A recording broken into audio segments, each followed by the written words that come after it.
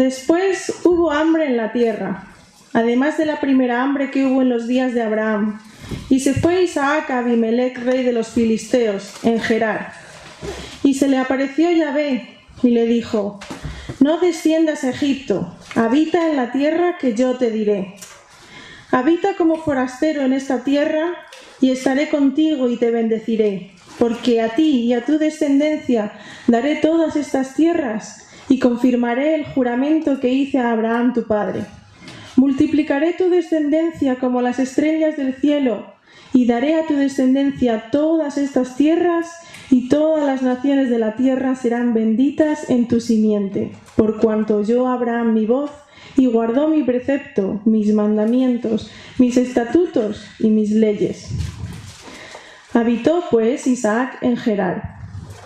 Y los hombres de aquel lugar le preguntaron acerca de su mujer, y él respondió: es mi hermana, porque tuvo miedo de decir: es mi mujer, pensando que tal vez los hombres del lugar lo matarían por causa de Rebeca, pues era ella de hermoso aspecto.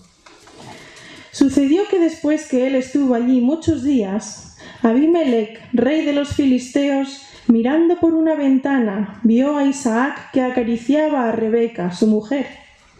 Y llamó a Abimelec a Isaac y dijo: he aquí, ella es de cierto tu mujer. ¿Cómo pues dijiste: es mi hermana? E Isaac le respondió: porque dije: quizá moriré por causa de ella.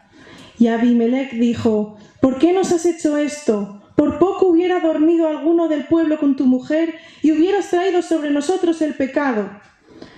Entonces Abimelec mandó a todo el pueblo diciendo: el que tocare a este hombre o a su mujer, de cierto morirá. Y sembró Isaac en aquella tierra, y cosechó aquel año 100 por 1, y le bendijo Yahvé. El varón se enriqueció, y fue prosperado, y se engrandeció hasta hacerse muy poderoso, y tuvo hato de ovejas, y hato de vacas, y mucha labranza, y los filisteos le tuvieron envidia. Y todos los pozos que habían abierto los criados de Abraham, su padre, en sus días, los filisteos los habían cegado y llenado de tierra. Entonces dijo Abimelec a Isaac: apártate de nosotros, porque mucho más poderoso que nosotros te has hecho. E Isaac se fue de allí y acampó en el valle de Gerar, y habitó allí. Y volvió a abrir Isaac los pozos de agua que habían abierto en los días de Abraham su padre, y que los filisteos habían cegado después de la muerte de Abraham. Y los llamó por los nombres que su padre los había llamado. Pero cuando los siervos de Isaac cavaron en el valle y hallaron allí un pozo de aguas vivas, los pastores de Gerar riñeron con los pastores de Isaac, diciendo: el agua es nuestra. Por eso llamó el nombre del pozo Esek, porque habían altercado con él. Y abrieron otro pozo, y también riñeron sobre él, y llamó su nombre Sidna. Y se apartó de allí, y abrió otro pozo, y no riñeron sobre él, y llamó su nombre Rehobot, y dijo: porque ahora Yahvé nos ha prosperado, y fructificaremos en la tierra. Y de allí subió a Beerseba. Y se le apareció Yahvé aquella noche, y le dijo: yo soy el Dios de Abraham tu padre. No temas, porque yo estoy contigo, y te bendeciré, y multiplicaré tu descendencia por amor de Abraham mi siervo. Y edificó allí un altar, e invocó el nombre de Yahvé, y plantó allí su tienda. Y abrieron allí los siervos de Isaac un pozo.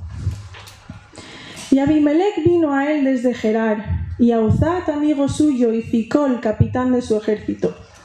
Y les dijo Isaac: ¿por qué venís a mí? Pues que ¿por qué venís a mí? Pues que me habéis aborrecido y me echasteis de entre vosotros. Y ellos respondieron: hemos visto que Yahvé está contigo, y dijimos: haya ahora juramento entre nosotros, entre tú y nosotros, y haremos pacto contigo, que no nos hagas mal, como nosotros no te hemos tocado, y como solamente te hemos hecho bien y te enviamos en paz, tú eres ahora bendito de Yahvé. Entonces él les hizo banquete, y comieron y bebieron. Y se levantaron de madrugada y juraron el uno al otro. E Isaac los despidió, y ellos se despidieron de él en paz. En aquel día sucedió que vinieron los criados de Isaac, y le dieron nuevas acerca del pozo que habían abierto, y le dijeron: hemos hallado agua. Y lo llamó Seba. Por esta causa el nombre de aquella ciudad es Beerseba hasta este día. Y cuando Esaú era de 40 años, tomó por mujer a Judith, hija de Beeri Eteo, y a Basemat, hija de Elón Eteo, y fueron amargura de espíritu para Isaac y para Rebeca.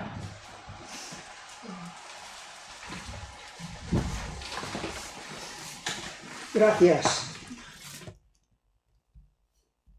Oramos.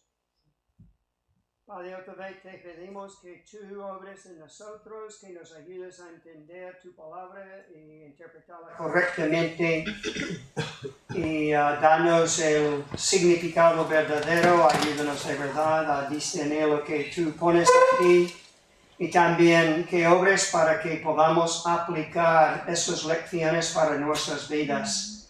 Ayúdanos a creerte más cada día, ayúdanos a entender el Evangelio y ayúdanos a vivir para ti, para tu gloria. En el nombre de Jesús. Amén. Pues tenemos aquí un capítulo sobre ¿quién?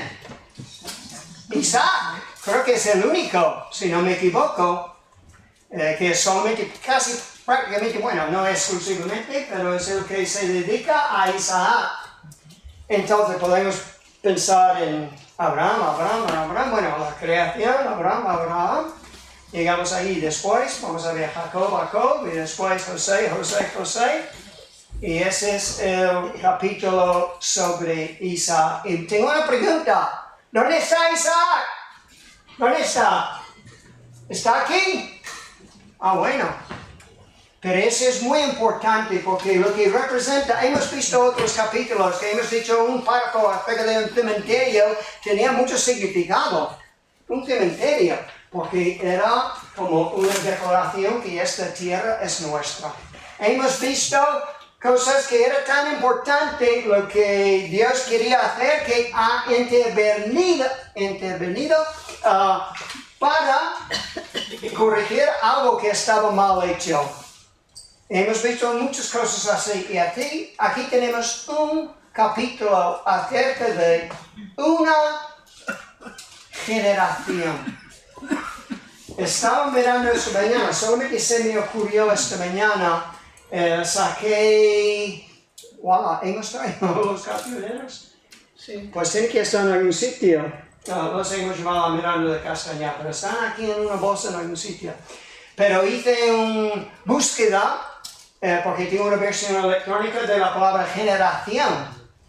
Y hay muchísimas canciones que cantamos acerca de la importancia de una nueva generación. ¿Dónde está Isaac? ¿Dónde está la generación? Siempre hace falta una nueva generación. No iba a llegar la gran promesas de Dios, de Abraham a Jacob, si no fuera por Isaac. Después vamos a ver Jacob. Después de Jacob, ¿quién es? El que lleva la descendencia de Jesús. Judá. Y después de Judá, para créditos extras, Fares.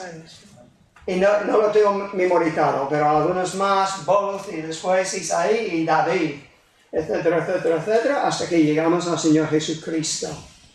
Entonces tenemos ahí un capítulo acerca de una nueva generación. ¿Dónde está la nueva generación? Pero vamos a ver algunas cosas más. Porque lo que estamos siguiendo por el libro de Génesis es la fidelidad de Dios a su promesa. Y ese ha sido prácticamente el punto principal de todos los sermones, desde, no sé, Génesis 12 prácticamente. De alguna manera u otra, Dios está obrando para traer algo grande, salvación para todas las naciones a este mundo. Y ese es su plan. Entonces, el punto principal es la fidelidad de Dios a su promesa. La fidelidad de Dios a su promesa perdura por todas las generaciones. Incluso el plan de Dios para Isaac. Entonces, ese es lo que vemos aquí. Es un capítulo muy curioso porque repite un montón de nombres. Y vamos a ver por qué. Abimelech, Ficol, Beerseba, con prácticamente los mismos fallos. Abraham, ¿qué hizo? Llamó a su esposa, su hermana, ¿qué hace Isaac? Había aprendido del padre, ¿no? Con circunstancias muy parecidas que vamos a ver, pero veremos la fidelidad de Dios. Vamos a ver la fidelidad de Dios. Y la pregunta, una de las preguntas, tenemos dos preguntas más o menos hoy, es que ¿cómo debemos responder? ¿Cómo debemos responder a la fidelidad de Dios? Pero entre también muy parecido a eso es ¿quién va a ser una parte de Isaac, quizás en Béjar, o en Francia, o la calzada, o Guijuelo, o Cabezuela de Salvatierra, etc. ¿Quién va a ser Isaac en esta generación? Pues vamos a dividirlo así, vamos a ver, vamos a comenzar con un poco de lo que ha hecho Isaac, después vamos a ver bendiciones y dificultades, después vamos a volver a la gran promesa y después la respuesta a Isaac a las promesas de Dios. Entonces, número 1, vamos a ver el fallo de Isaac. En todas mis Biblias yo tengo escrito, vosotros podéis terminarlo, del tal palo, tal astilla. En todas mis Biblias escribo esto porque, bueno, Abraham lo ha hecho y también Isaac.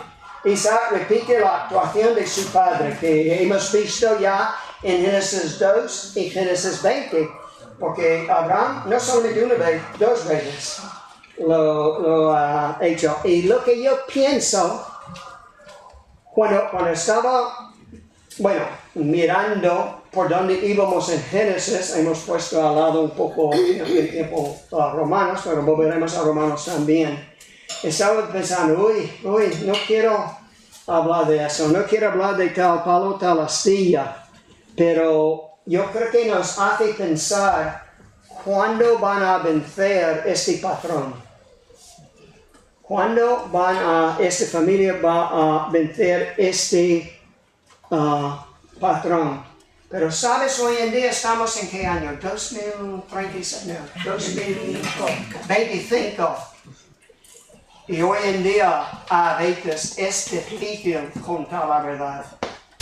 ¿Verdadero o falso? Con todas las ideologías de las cosas.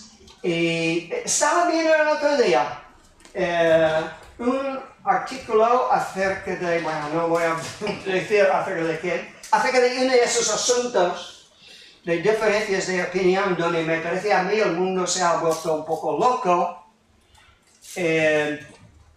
La persona una de las personas respondió a un poco de sentido común, un poco de cosmovisión bíblica, que es una visión del mundo según la Biblia. Responde a eso: qué idiotas, qué estúpidos, qué personas más malas. Ese no es un argumento. Ese es crear un ambiente de tirante, de oposición.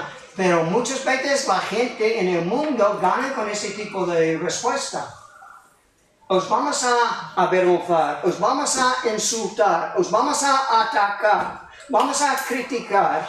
Y lo hace a veces difícil compartir el evangelio, decir lo que la Biblia dice acerca de algunos temas.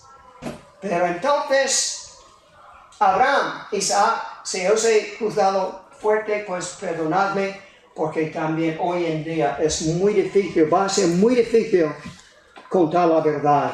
Y no estoy diciendo que no seamos astutos, que tengamos cuidado, que decidamos los momentos en que vamos a exponernos a quizás la cárcel hoy en día.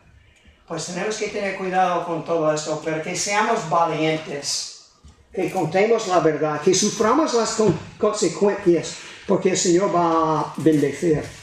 Pues ese puede ser un sermón, pero eso no es el sermón para hoy, es solamente una parte de lo que está pasando aquí en este capítulo donde vemos la fidelidad de Dios. Y otra vez Dios obra de alguna manera para arreglar la situación. Ahora, no voy a aconsejar a nadie que mienta que Dios siempre va a cubrirte. No, vamos a sufrir las consecuencias de nuestras mentiras. Pero en ese caso, para llevar adelante su promesa, el pacto abrahámico, como lo hemos llamado, Dios obra. Y ahora, ese era de tal palo, tal astilla. Ahora vamos a ver en 26, como 2 o 3 párrafos, 26, de 12 a 22, de 12 a 22, después de 26 a 33, vamos a ver una mezcla de bendiciones y de pruebas. Isaac está allí delante de algunas bendiciones, pero también algunas dificultades. Entonces, ¿qué vemos aquí? Bueno, primeramente, cuando estaba leyendo ese el otro día,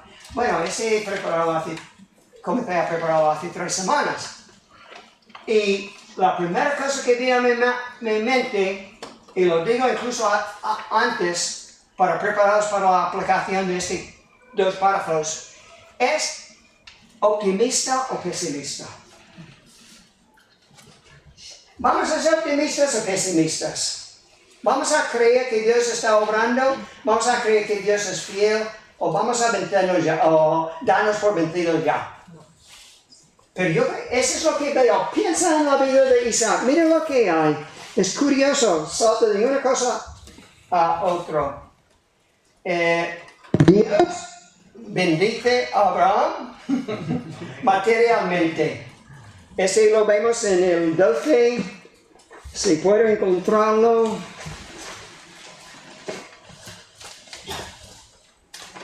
Lo tenía aquí impreso en letra grande porque ya no veo. Sembró Isaac en aquella tierra y cosechó aquel año, ¿cuánto? 100 por 1. ¡Wow! Le bendijo Yahvé, el Señor, Jehová, si quieres. Dios bendice. El Señor es mi pastor, nada me falta. Y mi Dios va a proveer todas mis necesidades según su, gracia. En Cristo Jesús, en Filipenses 4. Dios provee. Dios bendice. Gracias a Dios. Pero después, Dios ha bendecido en 14. Tuvo actos de ovejas y acto de vacas y mucha labranza, y los filisteos le tuvieron envidia. Bendición, dificultad, y se enfadaban con él, más o menos le echen. Ponen ahí como una amenaza, parece, y él se traslada bajo presión de estos que le tenían envidia. Después, más dificultades. Están ahí, es una zona donde es tan importante el agua. Bueno, el agua siempre es importante, pero los pozos son especialmente importantes en sitios donde hay poca agua, como ahí en la tierra prometida. Entonces, ríen los pastores sobre los pozos. Siempre hay esos altercados, problemas con los vecinos, problemas con problemas con otros. Pero eso es lo que es la vida, ¿no? Isaac también lo vivió. Pero abre otro pozo y no ríen por él. No sé qué pasa, lo siento. No pasa nada. Usa el otro. ¿Vale? ¿Usa el otro? Vale.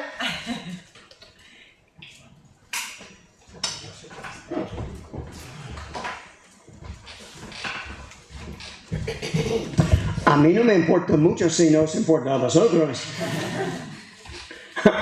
Es que en todos los sermones hay 2 o 3 que se duermen y cuando hacemos eso se despiertan. Entonces, lo estaba haciendo adrede. Voy a decir a Sergio, mira, pone allí como cada 8 minutos. ¡Pi! Y así lo tenemos. Bueno, abren otro pozo y esa vez no riñen. ¿Y qué haces? Gracias, Señor. Esos vecinos finalmente me han dejado en paz. Han dejado de echar lejía en mi ropa. Bueno, yo creo que algunos llevan allí 20 años aguantando lejía de los vecinos. No sé por qué lo hacen. Pero, y vemos aquí en 26 a 33 este párrafo que Dios obra en la providencia para dar a Isaac una paz terrenal. Esos personajes, Abimelech, Ficol y Alzat, buscan un pacto de paz con Isaac. Y mira, Ficol, ¿qué tenía? ¿Qué tenía Ficol? Tenía un ejército. Isaac, ¿no? Entonces Dios tenía que obrar. Ahora, si alguien está diciendo, también en capítulo 20 se llamaba Abimelech y Ficol. ¿Qué pasa allí? Son los mismos nombres, pero muchos creen que Abimelech y Ficol son nombres como César o Faraón, son títulos que hubieran, porque ese no es Abimelech del 90 años después del Génesis 20. Pero esa es la explicación, que esos nombres se repiten porque eran títulos. Y Ficol tiene su ejército, pero Dios obra allí para darles paz. Y mira lo que hacen. Hacen banquete, comen y beben. Se despiden de él en paz. ¡Qué bien! Bendición, dificultad, dificultad, bendición, bendición, dificultad, bendición, dificultad, dificultad, bendición. Optimista o pesimista. ¿Qué dice la Biblia? Dice, dad gracias en todo. Y si estamos dando gracias, ¿qué parte estamos viendo? Todas las buenas cosas que el Señor hace. Todas las cosas que Él hace que no merecemos. ¿Sabemos cuántos hay? Pues piensa en todas las buenas cosas en tu vida. Y voy a decirte que ha sido por la gracia de Dios. Entonces vamos a mirar, pensar en las bendiciones. Oh, tengo que estar aquí, perdón. Hay bendiciones y dificultades. Ahora, lo más importante es como Dios renueva su promesa a Abraham con Isaac. Lo vemos ahí en versículo 4, creo que es, donde dice, al final, todas las naciones de la tierra serán benditas en tu simiente. Lo hemos visto tanto en el Nuevo Testamento, en Gálatas, Hechos, como en 4 o 5 sitios en Génesis. Está diciendo que la salvación va a llegar a todos los grupos étnicos, a todas las naciones, a todas las familias, incluso a Bejar y a Miranda de Castañar. Qué preciosos hermanos allí, y queríamos precioso allí en Miranda. Hacía, creo, 48 grados, pero lo pasamos bien. Es que estaba allí, estamos en Sevilla, que vamos, hace un calor. Pero hemos sobrevivido por la gracia de Dios. Y qué bueno es el Señor. Porque su evangelio es para todos los fines. Dios lo había dicho a Abraham, después lo repite con Isaac, va a repetirlo con Jacob. Después no tiene que decirlo más porque ya lo ha dicho 3 veces. Pero todos esos textos vemos la promesa de que el evangelio irá a todos los fines del mundo. Bueno, yo lo tengo aquí escrito, Isaac, Jacob, Judá, Fares. Y es lo que vemos. Y ese habla acerca de la fidelidad de Dios. Que también es muy bueno recordar que hemos cantado, grande es tu fidelidad, ¿no? No la hemos cambiado. La próxima canción quizás, pero eso no. Por la misericordia del Señor no hemos sido consumidos porque nunca decayeron sus misericordias. Nuevas son cada mañana, grande es tu fidelidad. Mi porción es el Señor, dijo mi alma, por tanto en Él esperaré. Esa es Lamentaciones capítulo 3. Lamentaciones 3. Por la fidelidad de Dios tenemos que contar, porque Dios es fiel y Él es el que puede hacerlo. Ahora vamos a ver también una promesa más personal e individual a Isaac. Es en el versículo 24.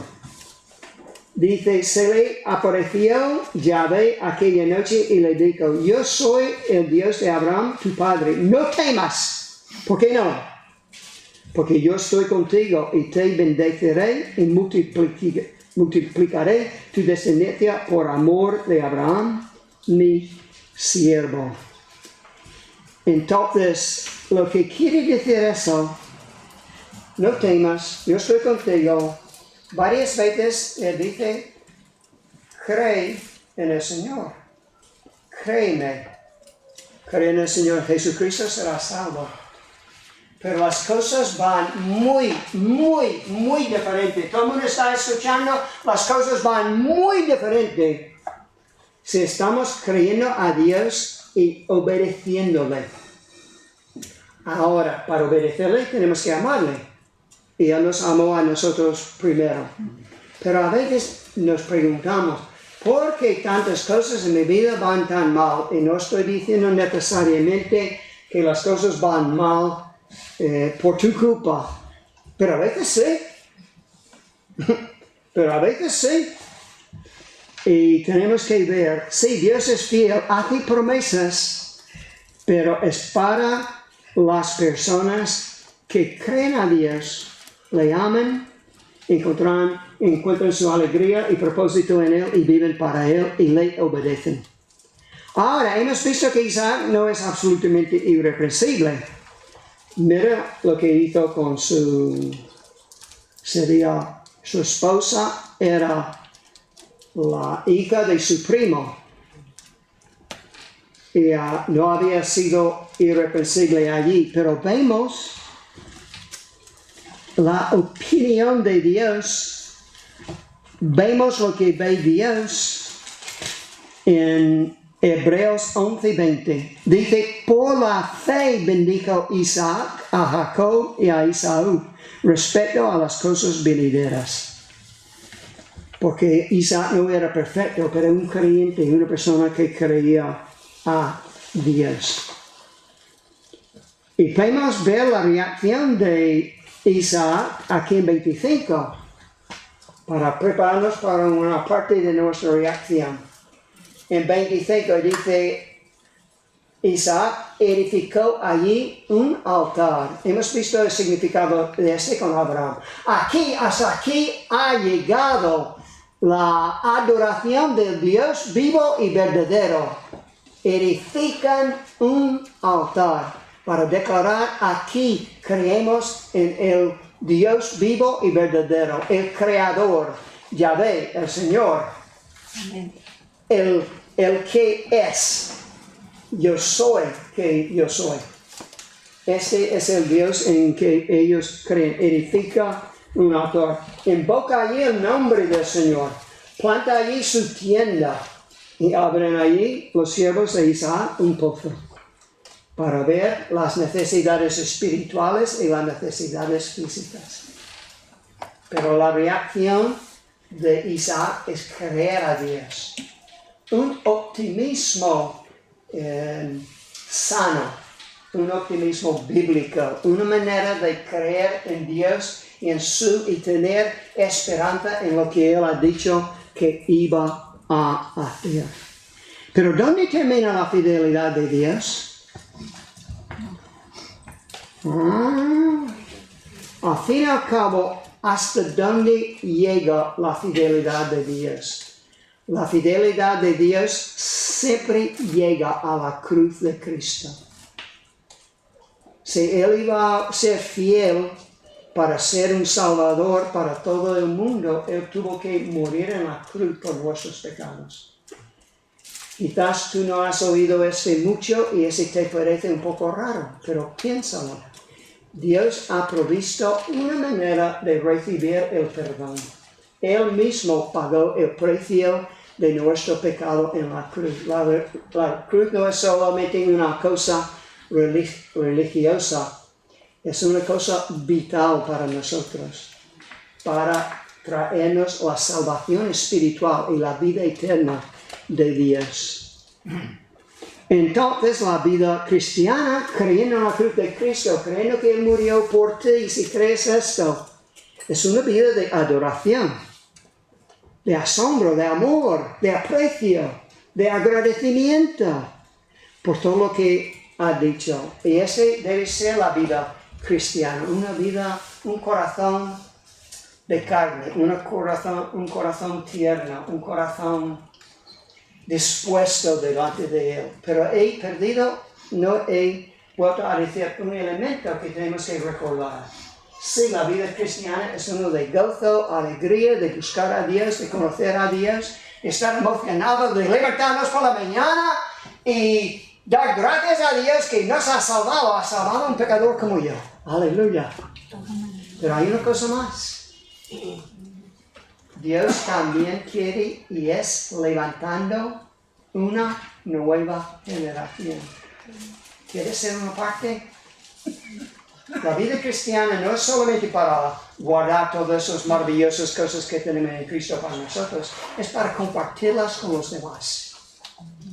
Y una nueva generación tiene que ser una generación preparada para servir a Dios. Me ha recordado de esto varias veces Daniel cuando he estado hablando con él, es que no es solamente para estar aquí los domingos, es para estar activos en servirle. El evangelismo, el discipulado, el llegando a personas con este glorioso mensaje de salvación. ¿Dónde está Isaac? Aquí estamos, algunos un poco mayores, algunos de nosotros un poco más como Abraham, no sé cuántos cientos de años tenía,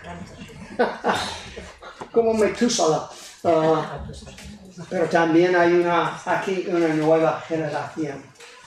Y eso es lo que Dios quiere que tengamos, una vida abundante, llena de gozo, de amor hacia el Señor, pero también una vida de servicio y pensando en el reino de Dios y lo que Dios quiere que hagamos. Oremos. Padre, gracias por este capítulo tan fuerte, esas cosas que vemos en la vida de Isaac. Otra vez, tu fidelidad, tu promesa, tu pacto, lo que tú estás haciendo en este mundo. Y te pedimos especialmente que tú levantes una nueva generación aquí en Béjar. Y te lo pedimos en el nombre de Jesús. Amén.